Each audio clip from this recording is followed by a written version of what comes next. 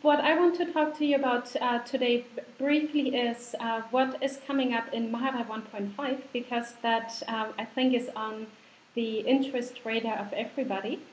And so I'm going to talk about that a little bit, but also give you some ideas of how you can join Mahara and become more involved in the development of it or in supporting the software, because it is an open source software, so it is also a community project.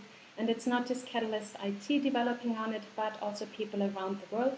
And we'll also hear today from one of our biggest plugin developers, Gregor, who will introduce you to some of his work that he's done over the last month. But let's get started with what is actually in store for Mahara 1.5. Just a brief overview, because we are often asked how many people are actually using Mahara these days. And I looked at our statistics of all the registered sites and registered users, and there we've got 290 from around the world, primarily schools and universities, and altogether there are around 440,000 users. That usually differs a little bit from when you look at the statistics, depending on the week, because maybe some sites don't report anything at the moment or have gone offline for a bit and then get back online. But there are many, many more users actually using Mahara, because it is not necessary that you register your site with the community, and therefore we have no idea how many Mahara instances are actually out there. If you have influence over your Mahara instance and have access to the site administration and haven't done so yet, please also register, so that you will also show up in our statistics then.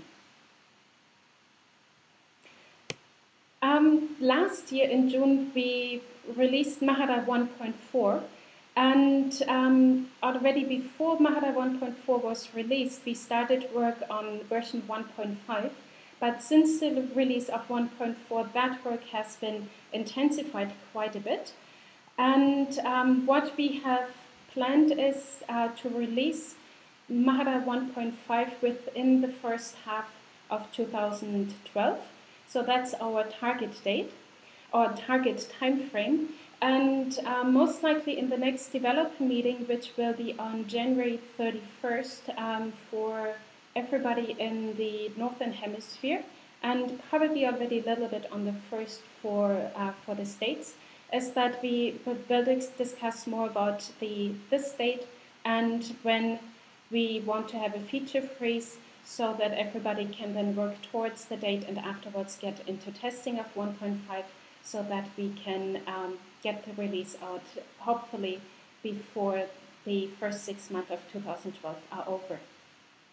So what have we actually changed in 1.5? So far there are already 78 new features, and Dominic Alain was very kind to actually tag them all on Launchpad, so that we always have a very quick overview what is actually coming in the next release. And all these features can be grouped in a number of categories. Because there are so many features, I'm not going through all of them, but I'd rather look at these categories here and then maybe mention one or two of the changes that we've made. So starting with usability, there have been a number of theme changes made, so that the page editor is more concise, takes up less space. We also have new icons that are currently being finalized. And we will also be able to make the My Portfolio primary school theme that we developed for our New Zealand instance available for the entire community, so that you can also see how it can look quite different when you're especially on your dashboard. We've also made a number of security improvements that can mainly not really be seen too much from the user end, but are very important for the administration of it and for server security. And in the admin section, there have also been added a number of items that have to do a lot of times with multi-tenancy. So when you have many institutions connected in one Mahara instance, and that means that now institution administrators often have more control over some of these settings in their institution. So they can, for example, decide whether profile pages shall only be shared with the institution or with the entire site. Then we also have a screen where institution and administrators and staff members are listed so that these can be contacted more easily. We've also made a few changes on the content side, so on the artifact side. For example, so that you can now upload multiple files by simply selecting them, and you don't have to put them into a zip file anymore. In terms of interoperability, the Hoodle plugin for the assignment submission has been updated, but more importantly also is that for the New Zealand Ministry of Education, we've been working on an LMS, My Portfolio, and in that case also Mahara, interoperability, allowing having a web services stack that allows you to already provision accounts directly from your LMS into Mahara, and we are currently working on sending notifications across. And the future plan is also to send content. That is currently still a plugin, but it can be used with 1.5 and is still in development. Somebody's moving the slides. Okay. In terms of block types, there have also been some enhancements made. And as I already said, in terms of theming, our designer has made changes so that it looks a bit more modern, and we will have another theme included that is very much geared towards younger users. In terms of the group functionality and collaboration, we've made an entire rewrite of the groups so that they are more flexible and can be used also, for example, for assessment groups or for appraisal groups when you don't want to know who, or when you don't want to show who the members of the groups are. And we've just changed the entire framework there. In regard to authentication, just very recently we finished the implementation of Browser ID, which means that you can log into Mahara with an email address, and you don't have to have a password in Mahara anymore, but it goes to Mozilla Browser ID, verifies you, and then logs you in. So that is also quite a good security measure for making sure that logins and passwords, for example, can't be spied out, but then also can make authentication much easier in future because you won't have to worry about single sign-on or LDAP connection, but could use Browser ID. And a lot of these features, quite a number of the big features have actually been sponsored by the New Zealand Ministry of Education, who have the huge myportfolio.school.nz Mahara instance. And they have been very active in allowing us also to put all these features back into core Mahara, which is very nice because that way we can grow features there. We've also made quite a number of bug fixes that usually already go into 1.4. And for English, we have also been going through the language strings to correct some of the mistakes in there. And these will be uploaded as soon as we have a way of making it easy also for translators so that they don't have to go everything because their translations might actually be correct then. If you want to try out all these features, you're very welcome to connect to master.dev.mahara.org. You will have to register with an account, and there you can look at a number of these features and test them yourself.